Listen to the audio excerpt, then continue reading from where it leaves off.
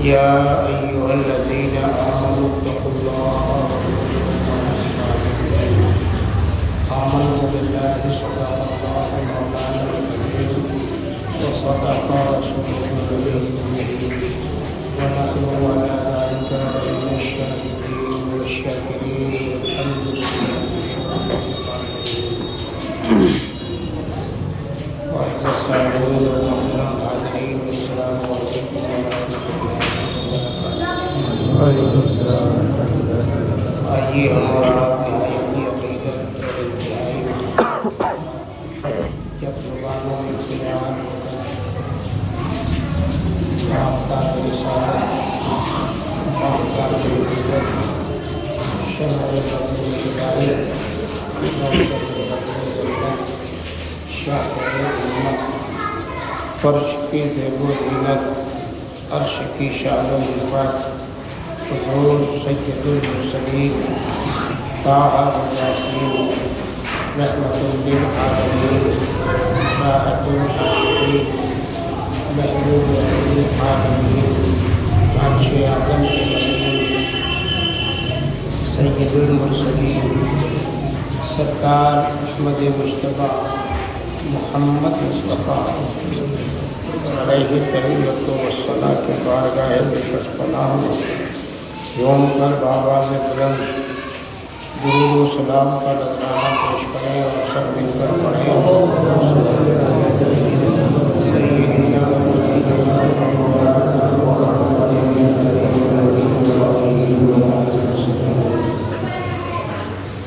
حضرات گرامی، یہ نور غوث کا اس مہینے کی مناسبت سے دنیا گزشتہ اور اس سے پیوستہ گفتگو کا سلسلہ جاری ہوا تھا کہ پروردگار عالم نے قرآن کریم میں ارشاد فرمایا یا ایھا الذین آمنوا اتقوا اللہ وکونوا مع الصادقین، اے ایمان والو اللہ سے ڈرو اور سچوں کی صحبت اختیار کرو۔ یہ سچوں کی صحبت اختیار کرنے کے لیے رب کی جو تعلیم ہے، پروردگار کی جو دعوت ہے، اس میں بڑی حکمت ہے اور اللہ نے اپنے ان سچے بندوں کو وہ قدرت اور وہ طاقت عطا فرمائی ہے کہ شیطان کی ساری طاقت مل کر بھی ان کی طاقت کا ایک ذرہ بھی نیچا نہیں کر سکتی۔ شیاطین ساری طاقت مل کر اپنی طاقتوں کو لے کر اللہ کے کسی نیک اور اس کے مقرب بندے کا بال بھی بیکا نہیں کر سکتے۔ اس لیے اللہ نے فرما دیا کہ میرے جو مقرب ترین بندے ہیں، جو میرے ولی ہیں، جو میرے صاف ستھرے پاکیزہ بندے ہیں، جو میرا قرب حاصل کر چکے ہیں، ان کی صحبت میں رہو گے تو صحبت میں آ جانے ہی سے تم پر بھی شیطان کوئی اپنا فریب نہیں جاری کر سکتا۔ شیطان کے نروے سے، شیطان کے دھوکے سے اور شیطان کی فریب کاریوں سے جو بچنا چاہے اس کے لیے اللہ نے ایک راستہ دیا ہے کہ وہ میرے محبوب بندوں کے قدموں میں آ جائے اور میرے مقرب ترین بندوں سے رشتہ عقیدت قائم کر لے۔ جو ان سے رشتہ عقیدت قائم کر لے گا تو شیطان کے مکر و فریب سے، شیطان کی تمام لالچوں سے اور شیطان کے تمام کارناموں سے اور اس کی دی گئی تعلیم سے بچ جائے گا۔ اور جب ان چیزوں سے بچ گیا، اب سمجھ لیجئے کہ اس کی آخرت کی ترقی شروع ہو گئی، آخرت کی پونجی اکٹھا ہونے لگی، آخرت کا سرمایہ اکٹھا ہونے لگا، اور اب وہ نیکیوں میں اس درجہ، نیکیوں کی طرف اس درجہ مائل ہو جائے گا کہ برائی کی طرف نظر پر نظر بھی کر نہیں پائے گا، برائی کی طرف نظر نہیں ڈال پائے گا۔ اسے صرف اچھائیاں، نیکیاں، بھلائیاں ہی پسند آئیں گی، اور اللہ کے قرب میں، اللہ کی بارگاہ میں نزدیکی حاصل کرنے کی جستجو میں لگا رہے گا، یہاں تک کہ قرب خدا بندی حاصل ہو جائے۔ اور ان ولیوں کے صدقے وہ بھی ایک دن ایسا آئے گا کہ وہ بھی اللہ کا ولی ہو جائے گا، ولی کامل ہو جائے گا۔ اللہ تعالیٰ نے اپنے ولیوں کو کیسی کیسی طاقت دی ہے، کتنی قدرت دی ہے اور کتنا رتبہ دیا ہے۔ تمام اولیاء اکرام کے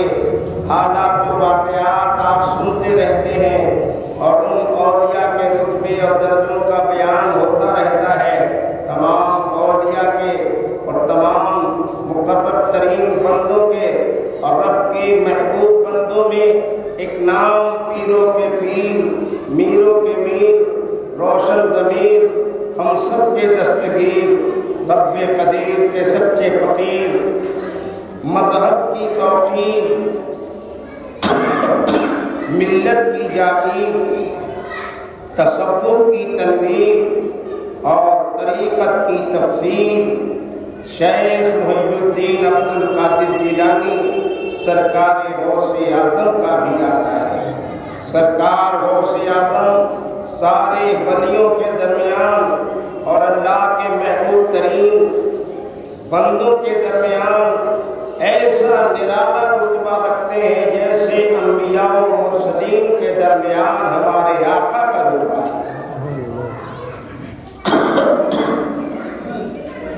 نبی دو عالم کو اللہ نے وہ شان، وہ رتبہ عطا فرمایا کہ سارے انبیاء، سارے مرسلین اپنی معجزات اور اپنے اقتدار، اپنی قدرت، اپنے اوصاف، اپنی رفعت کے لحاظ سے ایک طرف رہے، اور میرے آقا سب کے امام بن کر آئے، سب میں اونچے بن کر آئے، اور اللہ نے وہ رتبہ دیا میرے سرکار کو کہ سرکار سارے نبیوں اور سارے مرسلین کے درمیان ایسے چمکے جیسے ستاروں کے درمیان 14ویں رات کا چاند چمک رہا ہوتا ہے۔ ایسے ہی سرکار شیخ محی الدین عبد القادر جیلانی کو اللہ نے ولیوں کے درمیان رتبہ دیا، اور سرکار غوث اعظم ایسی قدرت کے مالک، ایسا رتبہ اللہ نے عطا فرمایا کہ سرکار غوث اعظم نے ارشاد فرما دیا، قدمی ہذہ علی رقبۃ کل ولی اللہ، کہ سارے اولیاء کی گردن پر میرا قدم ہے، ہر ولی کے کاندھے پر غوث اعظم کا قدم، ہر ولی کی گردن پر غوث اعظم کا قدم۔ یہ غوث اعظم نے اتنا بڑا جملہ صادق فرمایا ہے، اگر اس کی گہرائی میں کوئی جائے تو یہ کوئی آسان جملہ نہیں ہے۔ آج کا جو دور ہے، بیٹا باپ کے زیر قدم نہیں رہنا چاہتا، شاگرد استاذ کے زیر قدم رہنا نہیں چاہتا، مرید پیر کے زیر قدم رہنا نہیں چاہتا، لیکن سرکار غوث اعظم نے اپنے بیٹوں کے لیے نہیں، اپنے شاگردوں کے لیے نہیں، اپنے مریدوں کے لیے نہیں، بلکہ اولیاء اللہ کے لیے، رب کے مقرب ترین بندوں کے لیے، ولیوں کے لیے، اور وہ بھی اولیاء کیسے،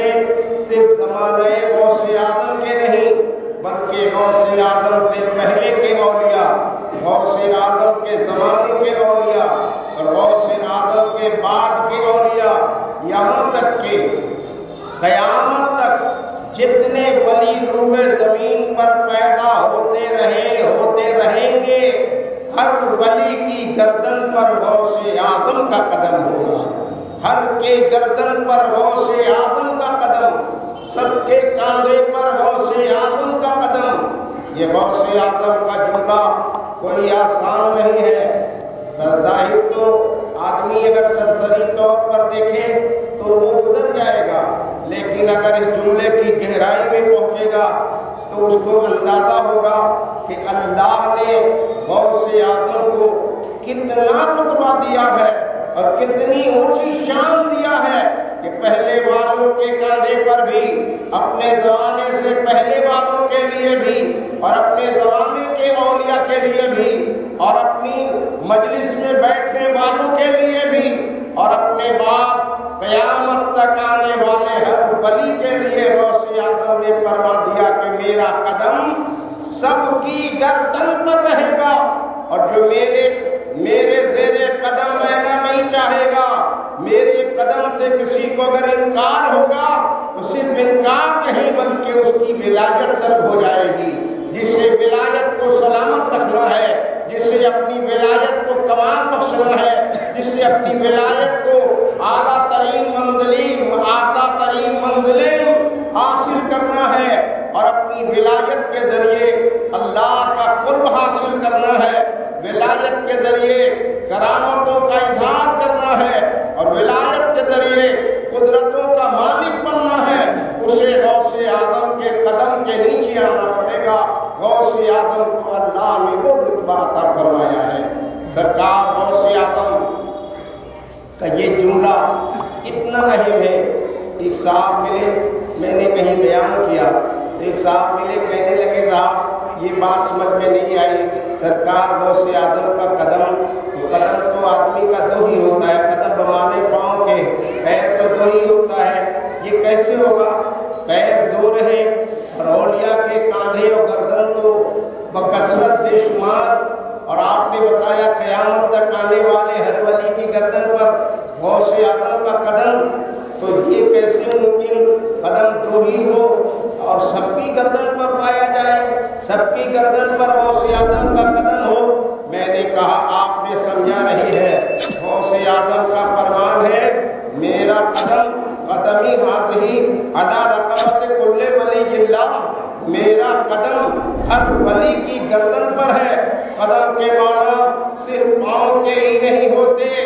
قدم کے کئی معنی ہوتے ہیں۔ قدم کا معنی پیر کے بھی، قدم کا معنی مشن کے بھی، قدم کے معنی منصوبے کے بھی۔ قدم اگر مراد بمانے پاؤں لیا جائے اس وقت مطلب یہ ہوگا، غوث اعظم نے یہ بتانا چاہا ہے اے دنیا میں آنے والے اولیاء خوب یاد رکھنا، قدم جسم کے ابتدائی حصے کا نام ہے اور کاندھا جسم کے انتہائی حصے کا نام ہے۔ مطلب غوث اعظم کے فرمان کا یہ بھی ہو سکتا ہے کہ تم میرا قدم تمہاری گردن پر ہے، مطلب یہ ہے جہاں تمہاری ولایت کی انتہا ہوتی ہے وہاں سے میری ولایت کی ابتدا ہوتی ہے، میری ولایت کی شروعات ہوتی ہے، اور میری ولایت کی انتہا جہاں ہوتی ہے وہاں سے نبوت کی شروعات ہوتی ہے۔ یہ غوث اعظم کا رتبہ ہے۔ غوث اعظم نے فرما دیا میرا قدم اولیاء کی گردن پر، قدم کے معنی پاؤں کے، پاؤں کہتے ہیں جسم کے ابتدائی حصے کو، مطلب یہ ہوگا تمہاری گردن پر میرا قدم ہے، مطلب یہ ہے کہ گردن جسم کے انتہائی حصے کا نام ہے، تمہاری انتہا ولایت کی جہاں ہو رہی ہے وہاں سے ولایت کی میری شروعات ہو رہی ہے۔ اور قدم بمانے منصوبے کے مشن کے ہوتے ہیں، مطلب یہ ہے کہ غوث اعظم نے فرمایا میرا قدم ہر ولی کی گردن پر ہے، مطلب فرمانے غوث اعظم کا یہ بھی ہو سکتا ہے اے دنیا کے آنے والے اولیاء خوب یاد رکھنا،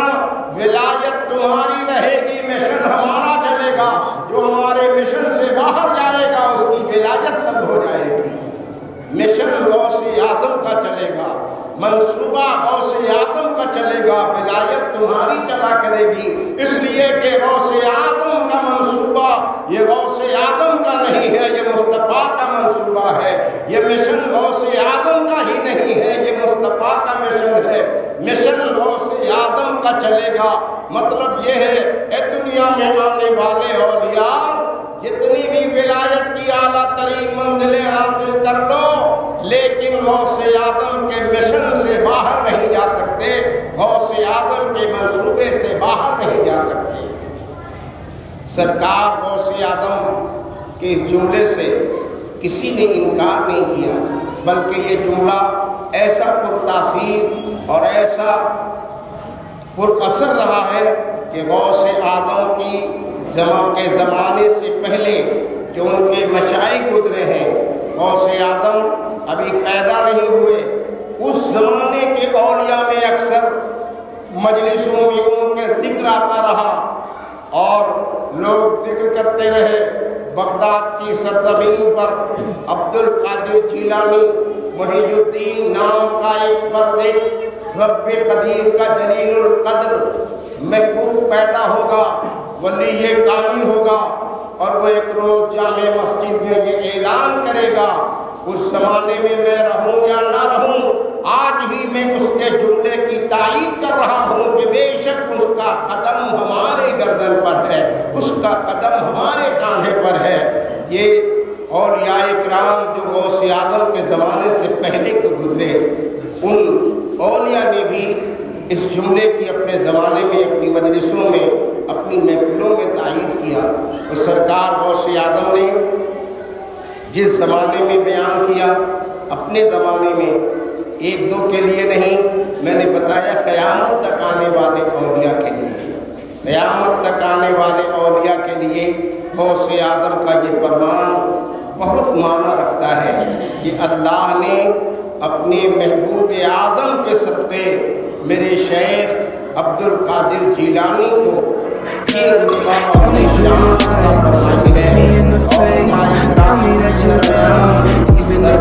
غوث اعظم ایسی شان رکھتے ہیں کہ سارے اولیاء کا رتبہ ایک طرف اور غوث اعظم کا مرتبہ اپنا الگ ایک طرف۔ غوث اعظم اولیاء کے درمیان ایسی شان رکھتے ہیں جیسے انگوٹھی میں نگینہ، شہروں میں مدینہ، خوشبوؤں میں نبی کا پسینہ، پتھروں میں حجر اسود، پھولوں میں گلاب، مسجدوں میں کعبۃ اللہ، اور جیسے صداقت میں صدیق اکبر، عدالت میں فاروق اعظم، سخاوت میں عثمان غنی، شجاعت میں فاتح خیبر، شہادت میں امام حسین، اور جیسے دنیا کی تمام خواتین میں بنت رسول فاطمہ الزہرا، اور جیسے مستانوں میں حضرت اویس قرنی، نبی کے دیوانوں میں جیسے بلال حبشی، اور نبی کے نام پر سب کچھ مٹا دینے کا جذبہ صادق رکھنے والے جیسے حضرت سلمان فارسی، اسی طرح سے سارے انبیاء و مرسلین کے درمیان جیسے پیغمبر اسلام کا رتبہ ہے، ایسے ہی سارے اولیاء کے درمیان میرے سرکار غوث اعظم کا رتبہ ہے۔ سرکار غوث اعظم ایسی شان کے مالک ہیں، اللہ نے کتنی خوبی اور کتنی قدرت عطا فرمائی ہے۔ غوث اعظم کا جو بیان ہوتا نا، بیان بھی میرے مصطفیٰ کی عطا تھی۔ ابتدائی دور میں سرکار غوث اعظم تقریر کی طرف مائل نہیں تھے، تقریر سے دلچسپی نہیں تھی، خطاب نہیں فرماتے تھے کہ میرے سرکار تشریف لائے، اور سرکار دو عالم نے ارشاد فرمایا، اے عبد القادر، تم میری قوم کو، میری امت کو دعوت کیوں نہیں دیتے؟ عرض کیا یا رسول اللہ، میری رغبت نہیں ہے اور زبان میں لکنت ہے۔ اللہ کے پیارے رسول نے اپنا لعاب دہن نکالا اور عبد القادر جیلانی کے منہ میں ڈال دیا اور ارشاد فرمایا مصطفیٰ نے،